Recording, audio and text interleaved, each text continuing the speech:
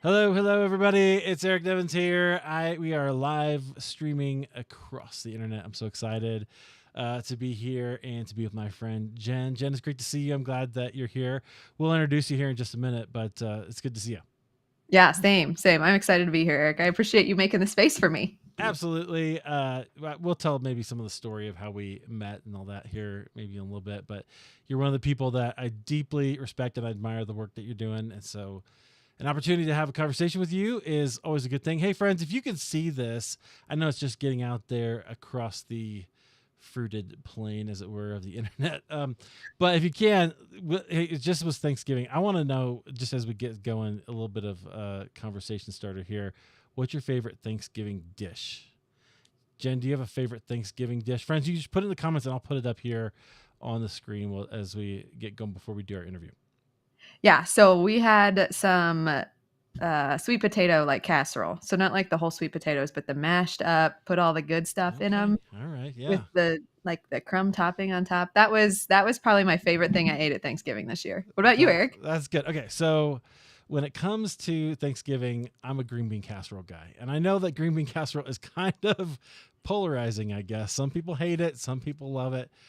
It's the only time of year I get to eat it. I saw a TikTok this year about the lady who invented it for Campbell's Soup Company. Did you know the story? She invented it in like the 50s. In 1995, her family finds out that it's like very popular and it's like one of the most popular dishes for like holidays for American families. They hadn't even been eating it. Her family, the lady who invented it, isn't that crazy? That is funny. For That is 40 funny. years. So when you said Campbell soup, so you're like green bean casserole with like the Oh yeah. cream of mushroom soup in it and the French fried onions on Oh yeah. top. Yeah. The whole thing. Like it's. Okay. Is it good for me? No. Is it delicious? Once or twice, 3 times a year, maybe. It's good. Absolutely. So my family has started doing green bean casserole just a little different. They use brown sugar and soy sauce and big chunks of bacon in with the green beans. So it creates this Okay. kind of like sweet brown sauce. Yep. I'm here Those for are pretty that. good. I'm here for that. Okay, friends, if you go ahead and let us know what your favorite is. We're going to talk about podcasting. We're going to talk about shared experiences. So Thanksgiving is a shared experience. We're going to talk about creating virtual events for your audience, which I think is going to be great. We'll get there in just a minute, though. I want to make sure that we got some folks watching us and hanging out. And we'll record an episode of the Christian Podcaster as well. I'm just going to double check a few of our feeds here, make sure people can see what we're doing. Okay, do you have a runner up, Jen, for your favorite Oh, Thanksgiving? second. Yeah, we probably got to go to desserts. So my sister makes, this is totally not like Thanksgiving type food, but she makes raspberry rolls. So think cinnamon roll instead of the Ooh, cinnamon like raspberry filling with the fabulous icing on top. That was amazing this year. that sounds absolutely fantastic. I like it. That's a good. Yeah. That's. I would try that. I would try that for sure. So that'd be good. Yeah. Okay. Do you have a runner up?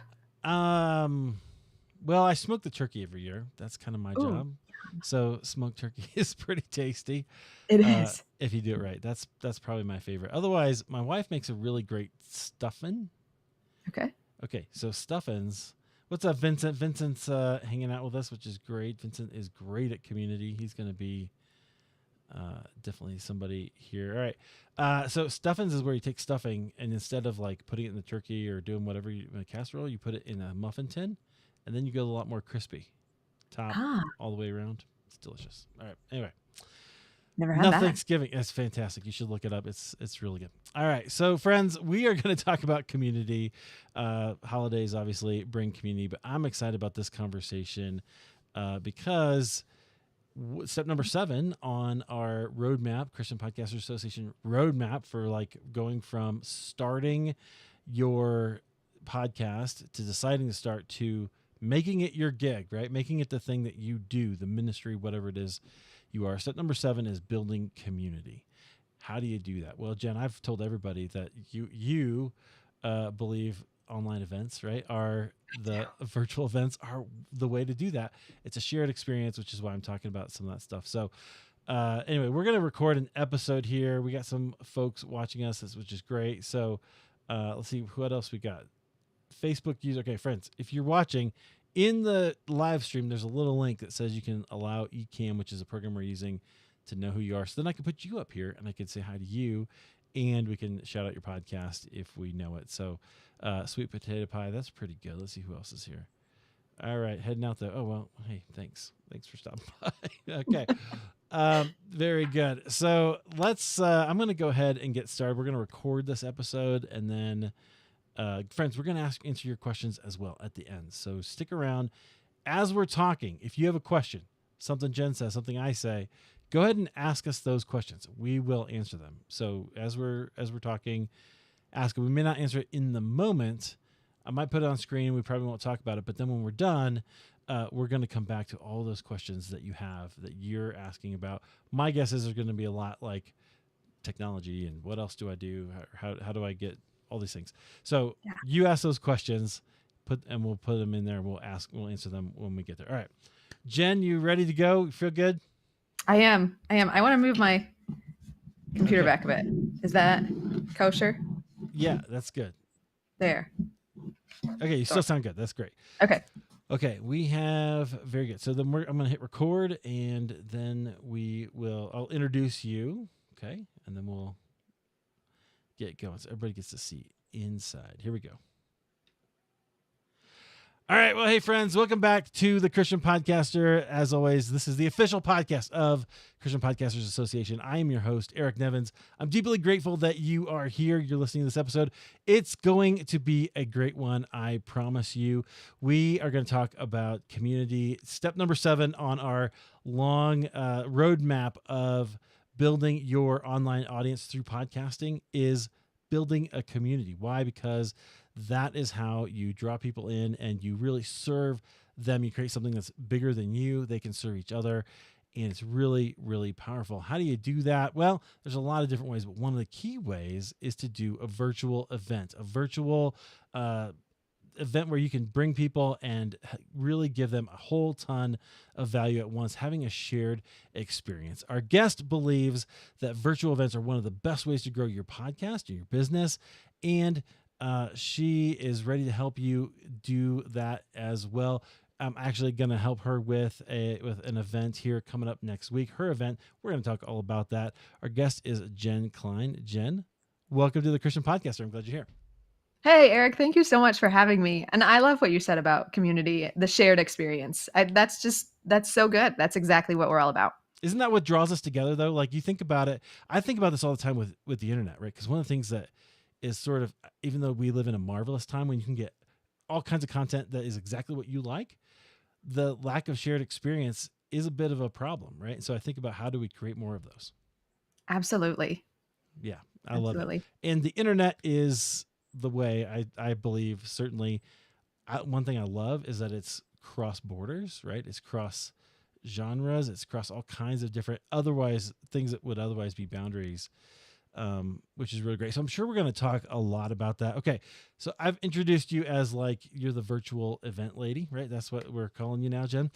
So you tell me, how did you discover really the power of virtual events initially? And just kind of tell us that story. Yeah. Okay. So I had this friend. I started a blog in 2015. I was going to be a blogger, but I am not a blogger. So that didn't go very far. But in that process, I met a friend and she said, "Hey, Jen, it would be so cool if we could go to a Kidmin." We were children's ministry bloggers. If we could go to a Kidmin conference and promote our stuff. And yes, I would love that. But it was expensive and there's kids at home and, the excuses. She's like, "I know, we're going to do a virtual conference." And I was like, "No." Emphatically, decisively, no, we're not doing that. But can you imagine the tech behind that? That was my original thought. And I knew that was going to fall on me, that tech side. So she let it go.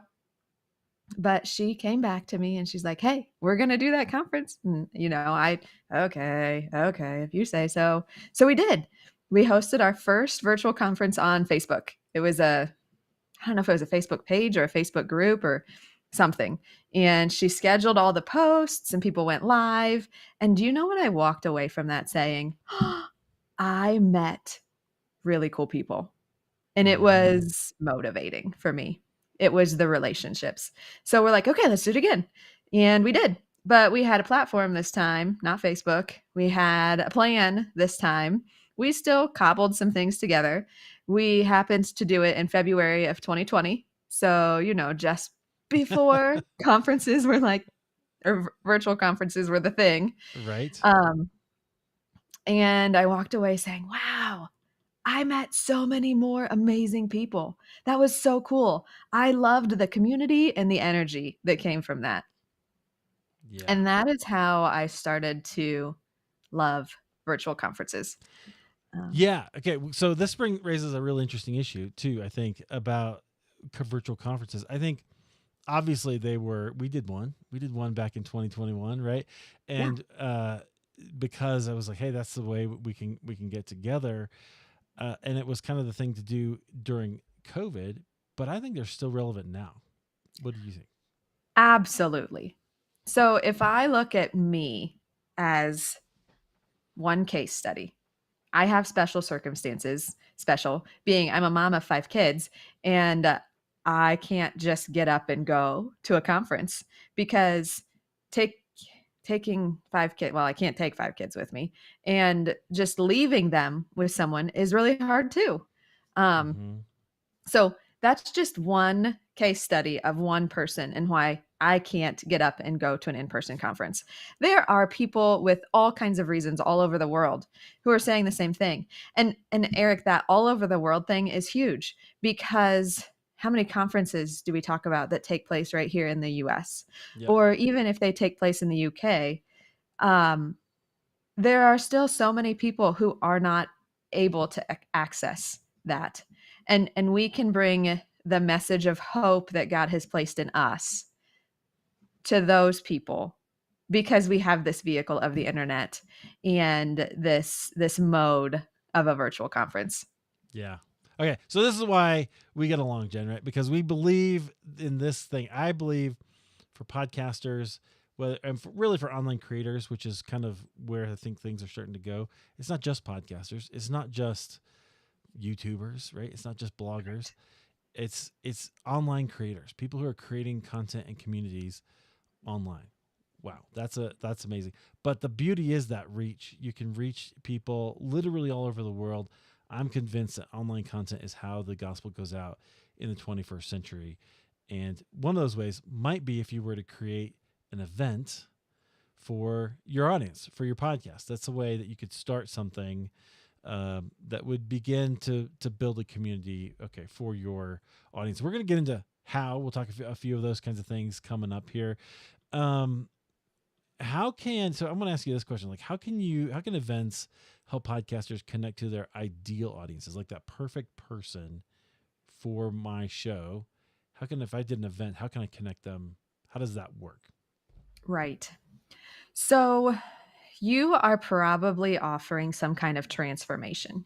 You have this message of hope that you're giving. So, whether the hope is like you can lose weight, or you can stay sane while you're staying home raising your kids, or you can successfully grow your business through online conferences, whatever message of hope you are giving to your audience through your podcast, that message is going to resonate with them. So you put out that message of hope and you collect these like minded thinkers who Mm-hmm. also have that same message of hope or that same ideal audience. And maybe their message of hope is just slightly different than yours. They, I don't know. They help people with their nutrition, where you help people with their exercise. But you're talking to the same kind of people, the people who want to be more healthy, who want to lose more weight, or whatever your specific scenario is. Now, if you bring all of those people together and you say, "Hey, let's provide this awesome value for your audience and for my audience and for however many other people's audiences," you have now multiplied your reach to the audiences of Mm-hmm. all of your speakers and their community. And so now that audience knows about you and the hope that you provide. with your exercise tips or your whatever. There's hope after hurt. So many different options. I love that idea. So what I'm hearing you talk about is collaboration, right? Is collaborating with other Absolutely. people, and I love that because this is one of the things I love about online business, right? So I was always raised to believe that business means competition, and I don't really like I'm okay. Sometimes I'm maybe a little too competitive. We don't have to talk about the risk game over Thanksgiving. It's fine, but the but in business, like I don't really want to compete to win those kinds of things. Like I want to win. I want to grow, but there's room for all of us. That's what I like about online business. There's room for everybody. So we can collaborate. We do this with podcasting all the time, right? You take your people who might otherwise be competitors for your customer's dollar, and you bring them together to collaborate to do something. And what happens? Well, a rising tide lifts all boats, right? So we all get that exposure, and maybe you can't help everybody, but you can help the people in your audience who need something different connect to a person, and that also is valuable for who can do the thing that they actually need, right? So valuable. So valuable. You're really, Eric, I've heard you describe this as like a value bomb, which, Yeah, and yeah, I've loved that description. I have not, I don't know if I've used that yet, but I think I need to. That a virtual conference is like a value bomb for your audience and everybody else's audiences. yep. I do think of it that way because so this comes from this is one of those online business principles, right? Um, we can go to Gary Vaynerchuk or whoever. It was really for me. It was people like Michael Hyatt and Cliff Ravenscraft and Pat Flynn and Amy Porterfield, who were talking about how you serve people, right? Which I think is very very congruent with the gospel, right? We're serving people, helping people, and sometimes uh, you ask for, hey, I need I'd like a return. Like this, you invest in this thing, and then you get something else. But you give before you ask for more. You serve first. I think that's very congruent with the gospel. Absolutely. I totally agree with that. And I mean, like, isn't that what you want to be? Don't you want to be known as a giver and a server? Absolutely, absolutely.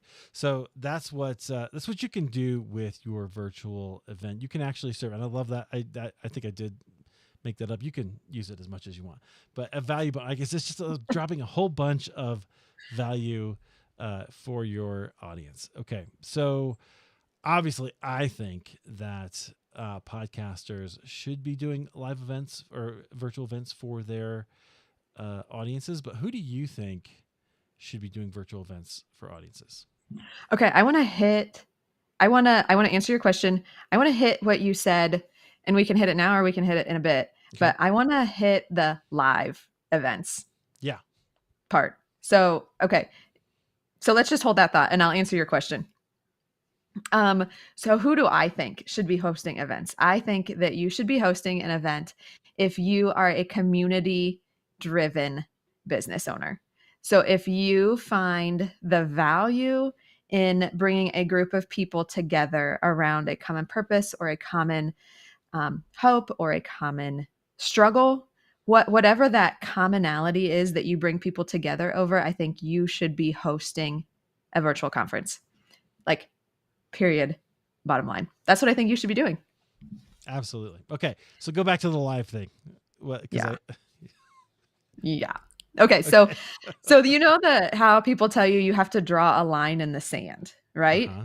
I have decided that one of my lines in the sand that I am willing to stand on and I don't know, probably die on is that live events are greater than recorded events.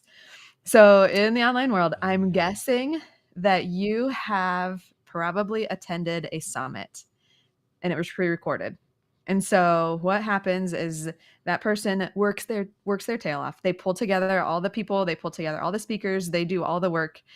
There's nothing that I would say that is um, wrong with that.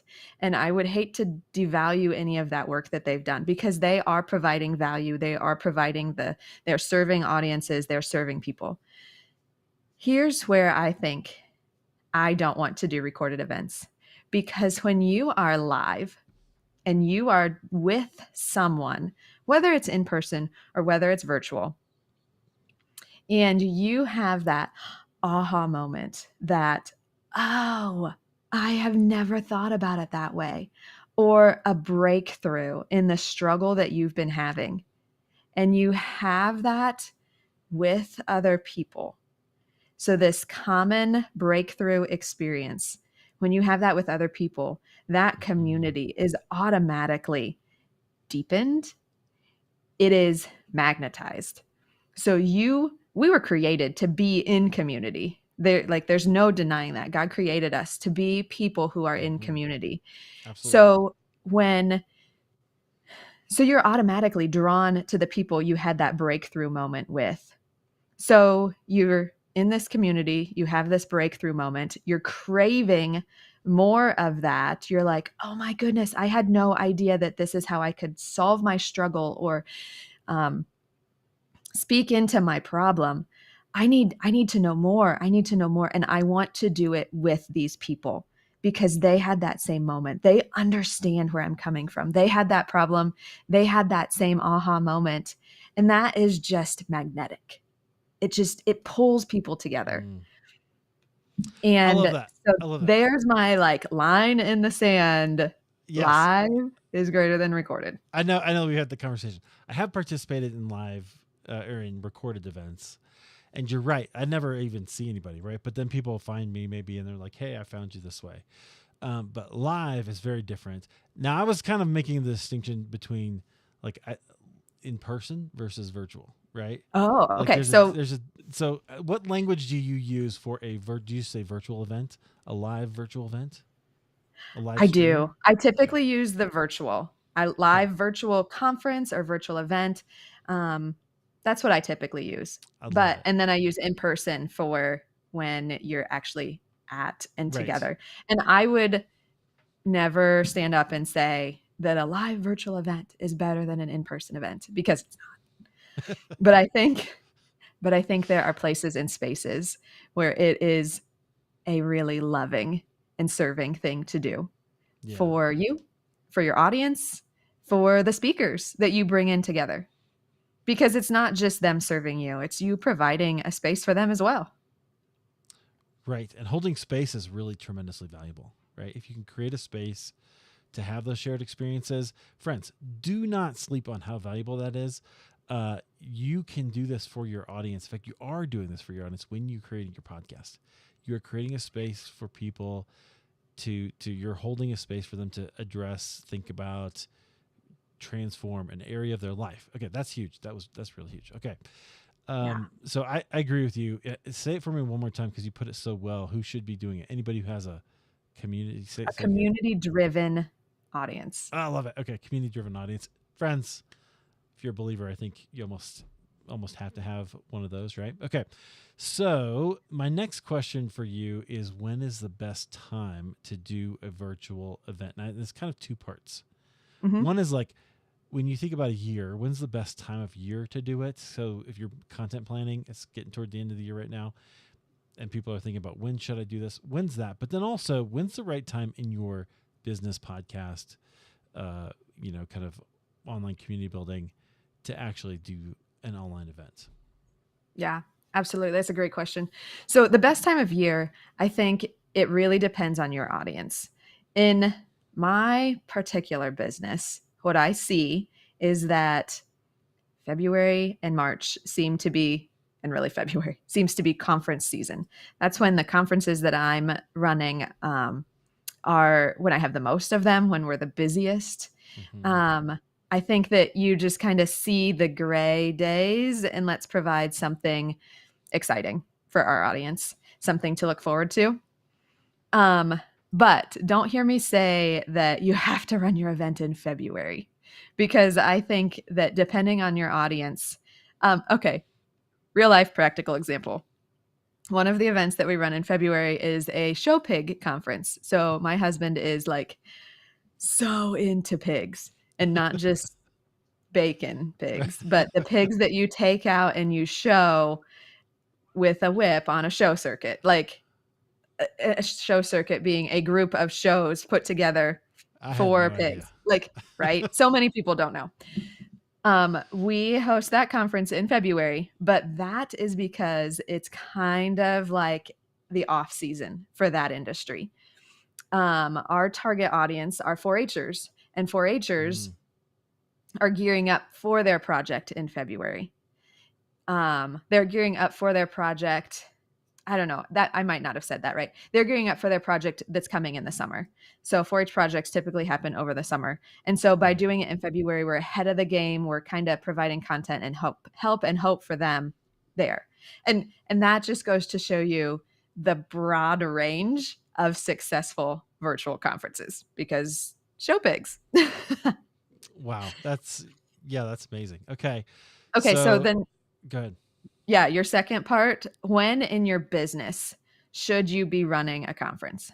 I think the answer to that is sooner than what you think. I think that in your business, you are probably have goals of growing an email list because that's how you connect with your people. Um, you probably are telling them about your podcast episode in your email list, right? Right. Um, Hopefully. I think that if you have intents of growing a podcast or an email list, that a virtual conference is a great vehicle to help you do that because you're borrowing other people's audiences. You're bringing together all of these people. Mm. And so when you're ready to start growing is when it's time to host a virtual conference. When you're ready to start growing. Okay. So there's a certain amount of seriousness that you've got to have about your event. I would And agree with that yeah. statement. Yeah. Yes. I don't think that if you are just, throwing a podcast out here or there, I don't know that Yep. the work is worth the how did somebody put it just recently? If the juice is worth the squeeze. Have you ever heard that before? Yeah, that's good. I had not. I was like, "Oh, yeah, that's good." Right. Are you going to get enough out of it? Because it's going to be quite a bit of work, right? And I think a lot of people feel that way. I would never sit here and say, "Oh, it's so easy," Right. because there is some work involved, but the benefits are so big. Right. Okay. So you just like anything, you get what you put into it, right? Yeah. Okay. So I want to ask this question. So you think kind of time of year, early in the year, sounds like, right? Give or Yeah, take. but what if your off season is November? And so the first weekend in November is kind of when the off season of whatever thing you're into or whatever thing you podcast about Yeah. is kind of winding down or slowing down. Or what if you really operate in the school schedule? And so maybe September Mm, is the right time when school is kicking off and there's that excitement or energy. It really depends. I don't want to say February is the right time for your event. I really want to say I want to communicate that it yeah. depends on your audience. When the right time is for what you do. Yep. Right. Think about that strategically. Okay, I like it. Okay, so one of the biggest questions that we get in CPA from podcasters is always the question about how marketing, right? How do I get people into listening to my show, into my things? And I know that can be a little bit challenging as well. So, how do we get people to if we have a small audience, how do we get people to attend our event? And then how can we get enough people to really make a difference and to collect those emails and kind of start to grow it? Yeah. So you have to look at your virtual conference, virtual summit, whatever, as how it fits into your overall business plan. And a lot of times, not every time, but a lot of times, I view your virtual conference as like the top of your funnel. It is the free thing that you're Mm, promoting, and you're promoting it with a group of people. And so when you bring these speakers together and you're like, hey, I need you to help me promote this thing, it's a lot easier to do that when it's free. yep. So I typically run on a free to paid upgrade. So the live event, all of and all of the content, all of everything that's available to you live is free to attend for anyone. And then if you want any of the recordings, if you want any of the bonuses, a lot of times the speaker will submit a bonus. Like Eric, we talked about you doing maybe some coaching for the people who Mm, upgrade their ticket. Um, so any of those things then are a paid upgrade. So free event to paid upgrade. So in that scenario, you can offer your speakers an affiliate link. And as an affiliate, if they help you promote, they get a percentage commission back from any of the sales that come in from the registrations that they promoted with their unique link. Did I say all that right? Did that make Yep. sense? Yep. That's all Okay. right. So, I mean, yeah. I And that's actually I know really what it is, but I easy. was like, did I say it right? Yeah, no, you did. It's actually really easy too to do that stuff. Like there's things, there are soft pieces of software that you can get that are really easy to use that track all that stuff for you. This used to be a thing that was kind of hard to do, and you had to know the right kind of things. Man, there's a solution out there for everything now. So like I know, Absolutely. there's software that you can do. It was easy for me to sign up, for your event affiliate because I'd already had an account there, and I was able to just sign up and get it going and share it. So sometimes it's just a matter of just like podcasting of knowing which tools to use, right? Mm-hmm. So, and that's I want to talk about that in just a minute because I think that the tech can be kind of a big obstacle that people get. It's just like with podcasting, even though when I talk about podcasting, the mechanics I call it of podcasting, your mic, your hosting, all that kind of stuff is like the third thing we should think about, not the first thing we should think about, right? Um, Right. because those are decisions you're going to make once, and they're going to just be good to go, right? Like your plumbing, hopefully you never think about it. Somebody set it up one time, and and it's good to go. If you are thinking about this, something's gone wrong, right? That's the issue. Okay, so let's come back to tech because I got a couple other questions before we do that. So because I Okay. want to talk about some of these other things. Um, I want to talk about in the event. How do you keep people's attention? I'm really curious about that. I know that because here's what I see, right? Everywhere, movies, people. If we're watching a movie at home, everybody's also on their phone, right? Mm-hmm. It's no longer. Do you remember when, like, back in the day, everybody was concerned about people being in front of screens all the time? It was one screen. It was your TV, right? And now it's like everybody's got two screens, or sometimes more going at a certain Right. time. It's crazy. So how do you address that inside of your event? Absolutely. So we like to keep our events moving. And you can argue on what the perfect schedule is or the perfect timeline or how you lay out your event. And it really, again, you need to be strategic with your audience. But this just kind of digs into that tech thing, Eric.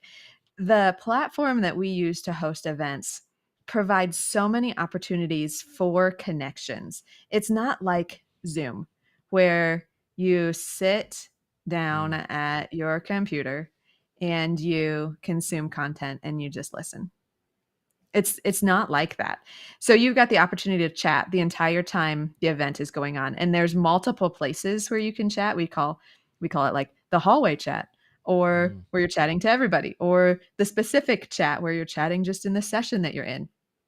And that's just one small piece. There's a networking piece where when you are at an in-person conference, you run into somebody or you are standing in line for coffee and you talk to the person behind you for just a couple minutes. There is a piece of this platform that we use that mimics that. mm.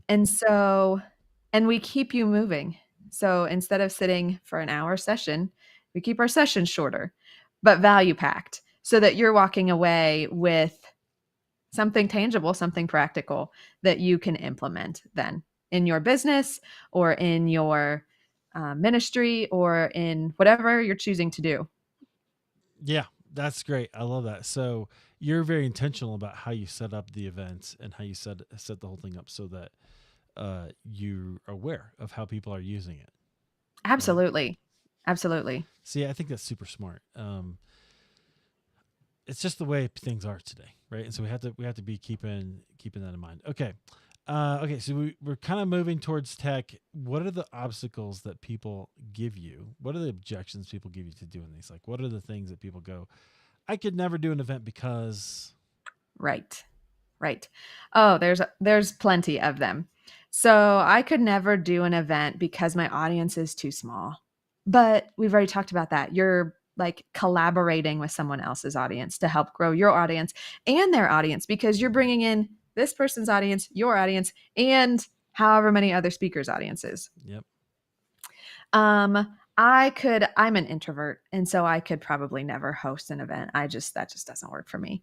And there are so many ways that we can work with who you are and make the event feel good for you and Mm, not fit into a mold of someone else's event. Nothing says that your event has to be 3 days for, 12 hours a day. That would be an right. introvert's nightmare, right? Right. Terrible idea. Well, right. And so, yeah, even doing it a shorter period of time or doing it, setting it up in a way so that there is some intense, maybe interaction, and then you can have some time off. I love that you can customize it to who you are. I mean, everything you should be doing that anyway, but I love that's Yeah. fantastic. Okay. Um, Can I do another one? yes, please. I don't have time. I don't have I it's just not the right season. And here is what I would want to say to that. I've said that and it was not the right season for me. And so you have to recognize what is the right season is what is not the right season. But I would encourage you to really consider, what if I extended my preparation timeline? Could it be the right season for me if I planned it differently? Instead of trying to cram a virtual conference and all of the prep into 3 months, what if I stretched it out to 6 or even 9 or even 12? What if, Yep. knowing I want to have a virtual conference in 2024, but it's got to be, I don't have the capacity to do it fast. Stretch it out to longer. Yeah. Because here's the beauty of a virtual conference, Eric. It's just a series of small projects that are linked together. And you I just love have to that. know how to link them. I love that. And that's what you've done, right? You've created a whole, you've taken the whole process, broken it down into easy steps so that you can do it and do one step at a time and really create something that is really tremendous. Okay, Absolutely. so one of the things I think people get overwhelmed by is the technology, right? Is like, how Mhm. do I do that? Seems to be a pretty big obstacle to me. So what tools do you find that are useful? So I have a tech stack, Mm-hmm. as people would call it, that I like to use. But I would not say that that's the end all be all, that you can run your conference in a lot of different ways. So I have a good friend who runs like a 10,000 registrant. So she had 10,000 registrations at her event this fall through Kajabi. And the Yeah. entire thing was hosted on Kajabi. And I bet that resonates. Are you a Kajabi? You're a Kajabi user, I'm a aren't you? Kajabian. Yeah, I love I Kajabi. I thought so. Um, so I personally have a WordPress website and I have a template. So I just have a template website. And when I'm ready to start a new event, I copy that template website and drop it into a brand new website. And now I'm not starting from scratch anymore. I have all the pieces in place. I Mm-hmm. don't have to go building things. So I start with a WordPress website. I link that together with my email service provider. So ActiveCampaign is what I use, but I know ConvertKit is really popular. There's a lot of them. Yep. Um, and then, like I said, it's just a matter of linking. It's just a matter of linking. And so you probably need a cart platform. ThriveCart is what I use. Yep. And finally, like the sweet sauce, the special thing that I really like, and the place that I think that this live comes alive is in a platform called Ring Central. Now, it used to be called Hopin. So Hopin Oh yeah. was the platform that I used, and it sold in August in the middle of one of my conferences. That was Oh no. like, whoa, what's happening? Oh. And it's now called Ring Central Events. And so I'm working on using the appropriate name. Uh-huh. Ring Central is the platform that I really like, that I know well, and I know how to help you set up for what it Gotcha. can do and what you can do with it. I like it. And so that's the one where you're doing the chats and all the other kinds of Yes. things. I love it. Okay. So what I love about what you just did there is you walked us through all of the different pieces, right? From your website and your cart and friends, don't let any of this intimidate you, right? Like, I will never forget, it took me months to decide to like take payments for something. This is very early in my entrepreneur journey. I had Stripe set up in 15 minutes. You know, you know what I mean? I was like, wait, oh, that's all it takes. That's all I had to do. A lot of this is Right? like that, right? You get a little Yes. afraid of it, and then you go, well, actually, if I just do it and focus on it a little bit, it's super easy to set up, and That's because so true. they're invested in it being easy for you as well, right? Right.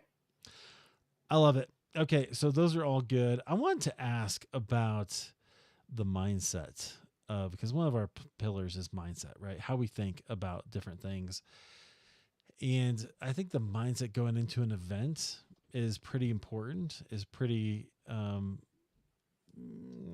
maybe is make or break too strong. It's pretty like it's going to help you with your results. So what is the mindset you give to your creators as you're helping them create an event? And then along with that, I think is a question tied like what's the realistic expectation for results? What kind of results have you seen people be able to accomplish? Absolutely. Okay, mindset. This really hits something like a soapbox that I stand on frequently is how important it is that our thinking is grounded in the truth. And so when we are letting, if you imagine your life as a train and you've got the truth and your thinking and your emotions, you have to let the truth be the engine of that train. You have to let the truth be driving the thinking and then driving the emotions. And if that gets out of order, if your emotions, I feel like this, and you start letting that become the engine of your train, your mindset, you've just lost control of it because it's not founded on what's true. Mm-hmm.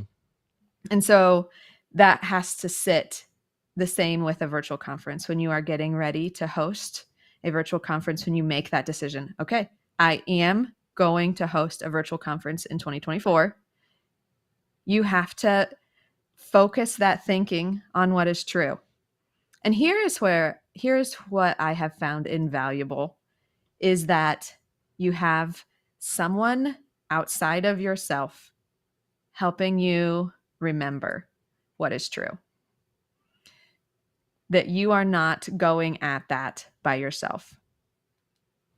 So, whether that's a coach, whether that is somebody specially designed to help you with a virtual event like me, whether that is your VA, because she completely gets the ins and outs of your business and you have that kind of relationship where she can speak that truth into your life. I think that the mindset has to be that I am not doing this by myself and I'm not allowing myself to get my train out of order. Yeah, Does that absolutely. does that make sense? I think so. Absolutely. That's really brilliant. I think it's really good. Okay. So what's a realistic expectation for results then? If you're making sure we got it all kind of in order, you're not doing it alone, what have you seen happen to people's businesses when they do online events? I know. It's so cool. It's so amazing to think about what an online event can do for a business. So if you want to take a case study, the Show Pig conference is a good one. We'll I come love back that to one. that. Yeah, that's great. I know, right? So the Show Pig conference started with an email list of 0 and an audience list of 0 and a reach of 0, but an understanding of a real and genuine need and a real and genuine desire to help meet that need and provide that transformation. And so the Show Pig conference went from this big fat 0 to an email list of 1,200 over the course of 3.5 weeks because they were promoting this virtual conference, this hope bomb or this value bomb, as you described I it. like it. Yeah. Um, and they brought in a 5-figure income, low 5 figures, but Yeah. still 5 figures. And there are conferences that bring in way more than a 5-figure income. And if you're thinking about how can I truly capitalize on a virtual event, you really need to have the wow, this was amazing. I loved this transformation. When your audience asks, what's next? Yep. You have it ready for them. So you have that next offer ready for them. And you say, yeah, this was amazing. You're totally capable of this. You can do this. Let me help you. Here's how I offer coaching, one-on-one coaching, or here's my membership, or here is my group program, or my high ticket offer, or my podcast that Mhm. will continue our conversation. Here's my Facebook community that will help us continue this conversation. You need to be anticipating this was amazing. What's next?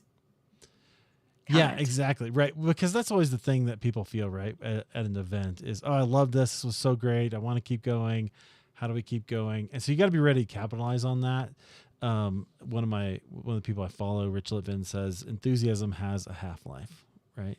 So Okay. you want to have something right away for people to offer people and to give them to jump in and dive into.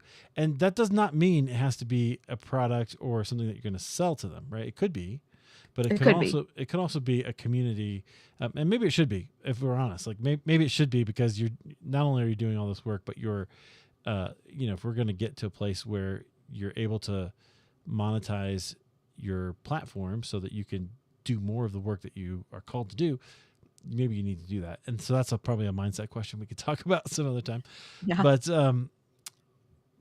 But it could also be, hey, I'm starting this Facebook group, right? I'm starting this community that I want to keep going. So depending on where you are and what your goals are to get out of for your business, there's a lot you can do, right? There's a lot you can do if you're ready for it. So all of that. Okay. So that's fantastic. How do people feel after they do these events with you and they see some of these results and they see their email list grow and their client list grow and they feel like this sense of community has really grown? How do they feel? What do they get out of it? Yeah.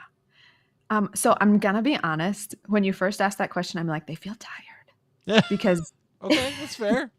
That's you good. do. Like I wouldn't lie and say, oh yeah. No, you feel tired because you are expending a lot of energy in a short amount of time as Yep. you are putting on this conference, this event, and connecting with the people. How do they feel when they recognize what they have accomplished collectively with this group of people? I think they feel gratitude.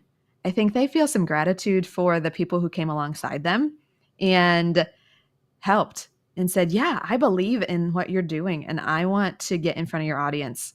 I believe in what you're doing and I think this is really cool. How can I help you? So they feel gratitude. And I would be remiss to say that they didn't feel a little bit of pride in wow, God, look at what you have accomplished through this thing. Look at how now I have the opportunity to share my message of hope with these many people instead of this smaller number that I Mm, started with. yeah. And wow, look at how I get to offer this hope. It's the best word I've got for it. Hope Yeah. for your problem.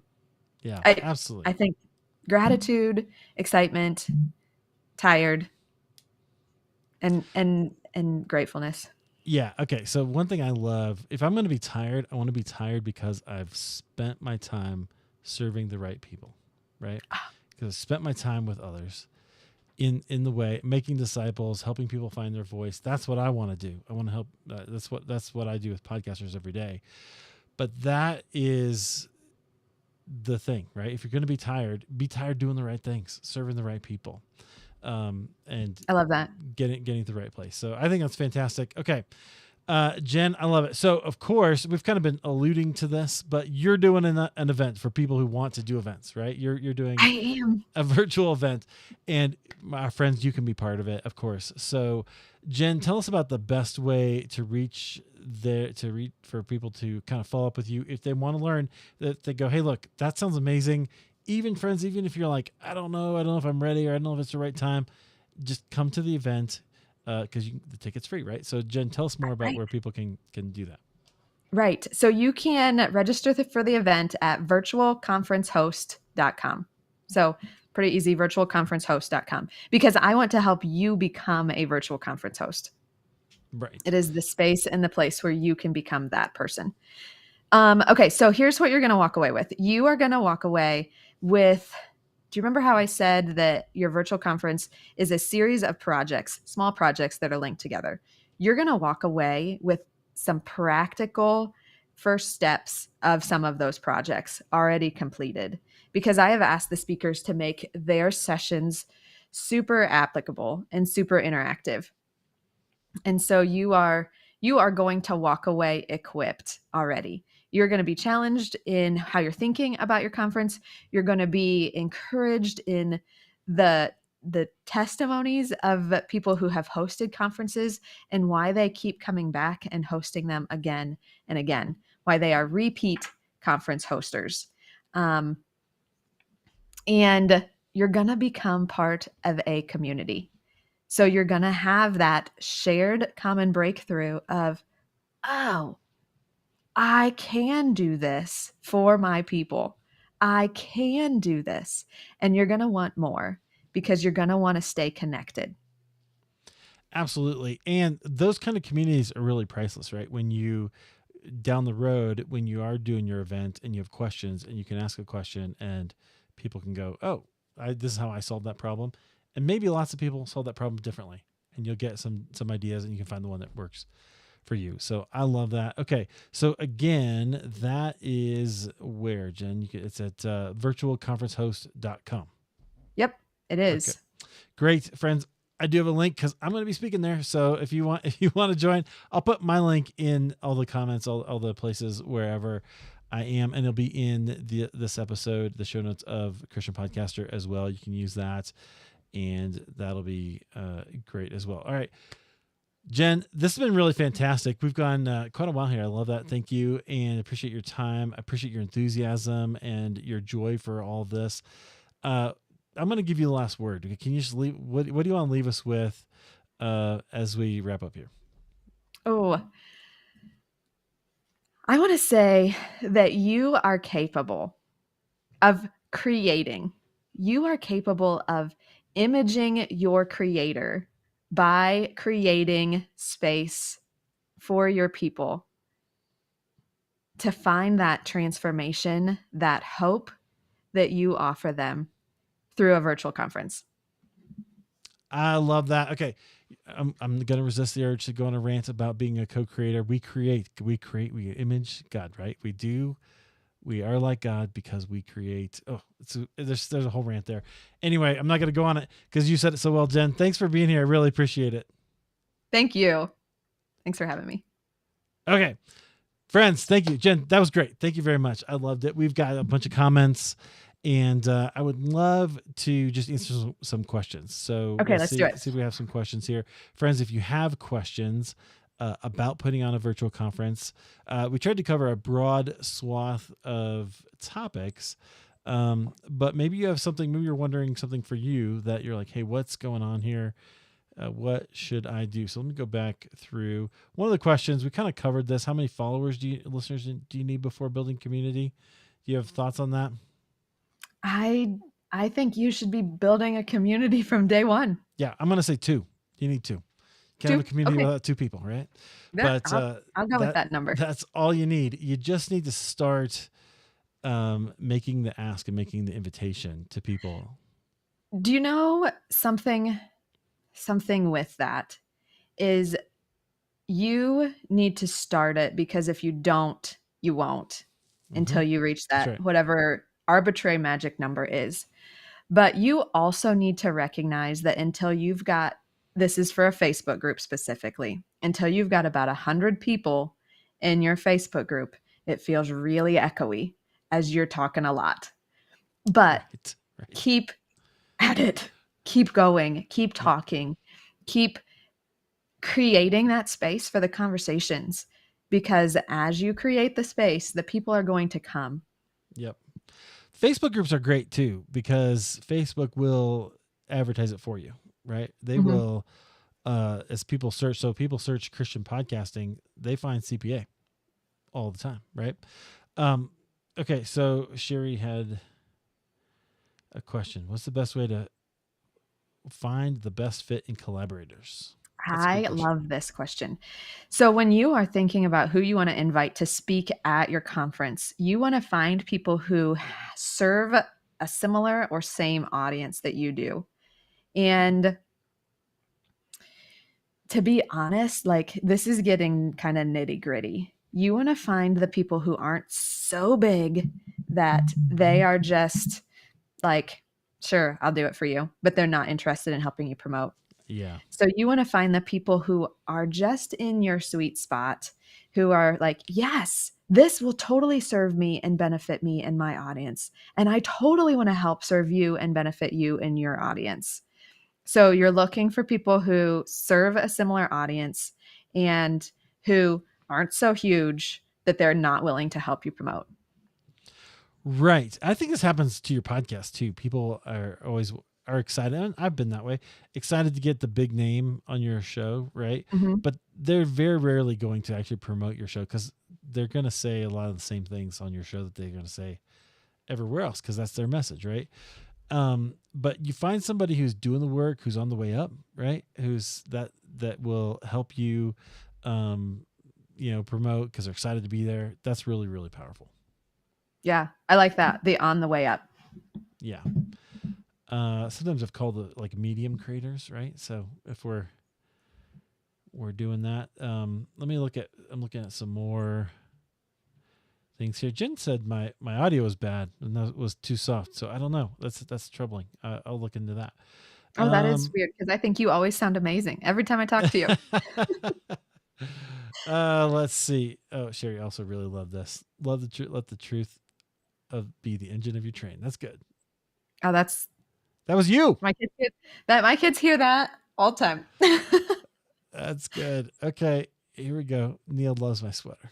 Yeah, it's your what did you call it? Did you call it your old man It's sweater? my kind of, yeah. It's sort of it's actually, I like the colors better down here. They're a little brighter. But anyway, that's good. Let's see. Joy asked this: what kind of budget do you need to start planning? That's a good one. Oh, that's such a good question. I love Joy. Joy is doing really cool things, and I can't tell you how many times I've been like, "Joy, when are we gonna host that conference for you? Joy, when's that conference? When's your conference coming, Joy?" Joy, 2024 is your year. I hope so. If you're still sitting here, I hope so, Joy. That'd be delightful. Absolutely. Okay, here, what kind of budget do we need to start planning? Here's what I think. I think you need a WordPress website, unless you have an all-in-one platform. And then your budget's pretty minimal, right? Because you're already paying for your all-in-one platform. Yep. Does that sound reasonable, realistic? I think so. I'm not a Kajabi expert. In fact, I don't even know if I've ever seen the back end of Kajabi before, maybe once. So I am not going to be able to speak into a lot of that, but I could tell you what needs to happen in order to get those things set up, if that makes sense. If you are not an all-in-one platform user and you are more of a tech stack user, your cost is, I hate to throw out like a number. We can call it a ballpark. It's okay. Yeah. So I think that you should be planning on like 1,500-ish to get your conference up and off the ground. And I fully believe that conferences should be self-sustaining. So Mm-hmm. then you should definitely be bringing in more than $1,500 to cover the cost of that. The 1,500 does not cover any extra coaching, or if you would be working with me, that would be the costs of like your WordPress website, Thrivecart. And if you already have that, then double bonus. That number's gonna be less. Yeah, perfect. I love that. Okay, so Catherine asked this: do you have a timeline for setting up an online conference or summit? And I know you do.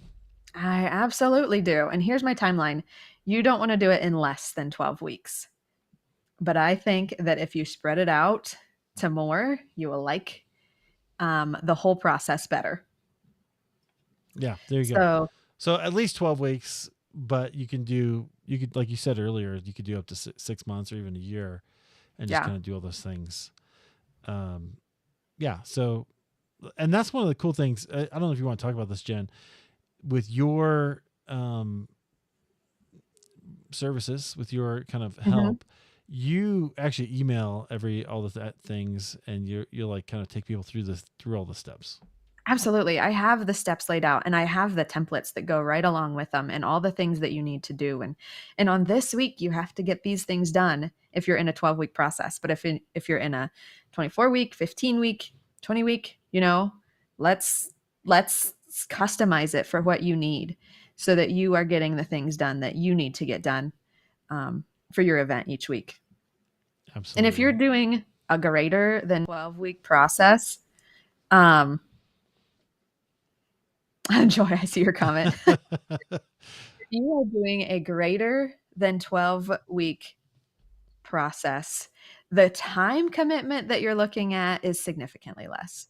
Like, you're just spreading that time commitment out. Right. Right. You can do it. Okay. So Joy, Absolutely. maybe 2024. I say you go for it. And I think, hey, if you need help, Jen's there. Jen's there, and I I'm am. happy to help out however I can too. So, Yeah. I think uh, that you've got the audience for that would really benefit from a conference, Joy. 100%, 100%. Other thing I was gonna add here, Amy, who helps us in our CPA Gold, wants to invite you to come be a speaker. So we've talked about that a little bit. You got to come share with our Gold. You really get into it and get into like this is the thing you do, and then hopefully everybody there will also want to do one. Yeah, Amy, sign me up. All right, I'm totally there. there you go. I will connect you to via email so that you can make that. Amy does a lot of the planning for me, which is great. You are a connector, Eric Nevins. That's my job. My job is to It is. connect people. It's one of the things I do. So I love it. Okay, that looks like all of our questions. I love it, Jen. Thanks for being here. I really am again very grateful. I'm excited. So we didn't say the dates though. We should have said that maybe. We did not. I thought Um, about that at the end too. December December 6th. 6th, 7th, and 8th. There you go. That's when they're happening. I will make sure that gets included in the podcast episode that goes out tomorrow. So that'll be great. Sounds good. All right, friends, thank you very much. Make sure you connect with Jen. Again, the website is virtualconferencehost.com as well. All right, friends, we're going to sign off, but you can connect and follow up later. And if you have other questions, feel free.